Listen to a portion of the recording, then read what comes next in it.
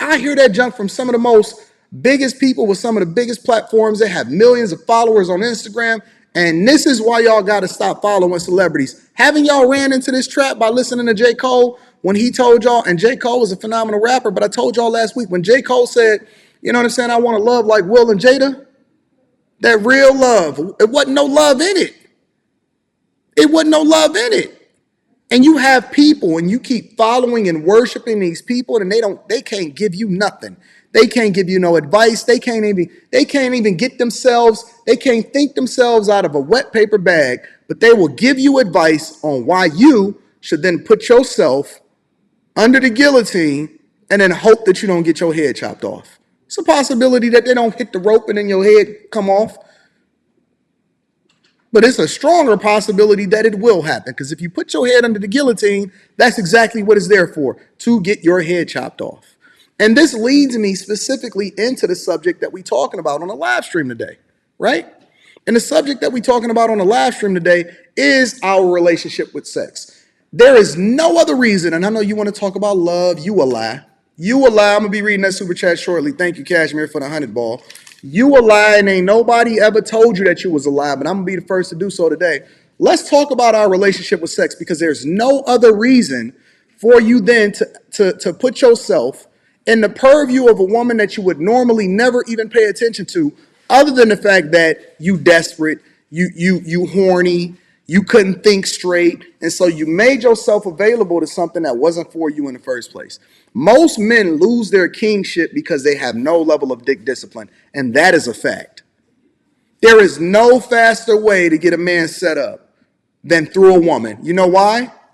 Because we throw behind us everything that we've taught ourselves our entire life. You went over there and you studied, right?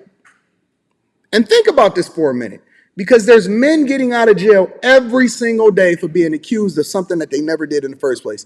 There are men every single day through the Innocence Project, and there's countless others, thousands and millions probably of men that have been incarcerated falsely and accused of something that they didn't do. And the only thing that even got them in the room was the opportunity to be around somebody that never should have been in their presence in the first place. You know why? Do you know why we have the conversations and we say to men, we are willing to choose a woman that is lesser than us? You know why men date down and women date up? It's none other than what's between her legs.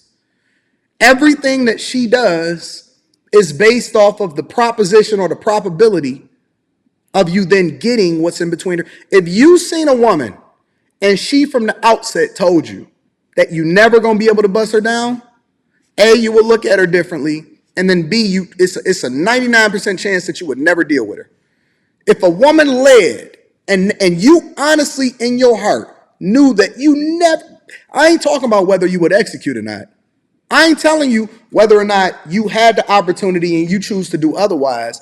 If she led with and told you from the outset in the first conversation that y'all had, and it somehow, some way went that way, and y'all explored the possibility of what could and what couldn't be, and you knew for 100% certainty that you would never ever have the possibility of busting her down, you would either look at her differently or you would completely remove yourself from the equation in the first place. Because the inherent nature of most men, at some point, even if everything else comes with it, even if you are a great friend to her, even if you guys network effectively, even if they add value to your business and all of that, for most men, they cannot see past the possibility of not being able to have the option to do what they want to do with you sexually. They can't see it. They cannot see it. It ain't even got to be something that they execute on, but the possibility has to be there in order for them to deal with you 99% of the time. Because if you think a man is just around you, hanging around you just because you, most men cannot handle that. And as a result of it, they lose their kingship. They lose the very thing that made them unique. They lose what made them great and what God ordained for them to be in the first place, because they cannot see past that level of discipline that requires them to make better decisions on a daily basis. Is guys every single day that will absolutely positively see it through what a woman that has no business being around him. She has no business being around him. Guys every day. Let me break it down from a couple of different perspectives for you. Why do nice guys finish last? Think about it. Let's say that we take women at what it is that they say that they want as far as being in this modern society today, right? Meaning that the value of a woman is not necessarily whether or not she slept with a whole bunch of guys, so body count really don't matter, because they don't want it to matter, because they still want to do what they want to do and they don't want to include their past as a part of their resume when they present themselves to you. So that means that everybody else can do whatever it is that they want to do. Women can sleep with who they want to sleep with. Men can sleep with who they want to sleep with. You can go to college. You can slut it out. You can have a good time. Your body, your choice. Body positivity. Sleep with whoever you want to sleep with. Don't matter what diseases you get as a result of it. How many people you slept with at the same time, or how many bodies, or how many people had access to you. None of it matters. It's all under the blood of Jesus, because you got baptized. You went through your slut phase. You had fun. It doesn't really matter what happened in your past. It matters what happened in your past with every other thing that you do. Your job history matters as far as what it contributes into the interview process of whether or not you then are worthy of getting a job. Your criminal history qualifies, even if it was 10, 15 years ago, whether or not you even going to get that apartment or if you're going to get that job. Your credit history matters as far as whether or not the bank trusts you enough to give you the loan. But your body count history don't count when it comes to the most important decision that you ever going to make in your life, and that's the person that you're going to lay next to and who's going to have your children.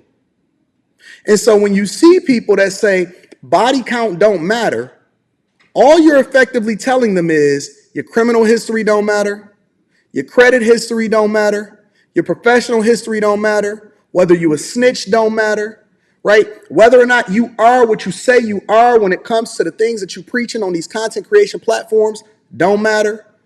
Nothing matters, because the only thing that matters is what happens when I'm with you. You see how stupid it sounds, right? You see how dumb that is? You know why we go on interviews in the first place? So they can validate what it is that they see on your resume and make sure that you're a cultural fit and that you are who you say you are. They need to have a one-on-one interaction with you to make sure that they're not getting sold a lemon before they give you that whole benefit package. And so not only that, they're going to put you on a probationary period. But we just supposed to take you at your word regardless of what your sexual history is.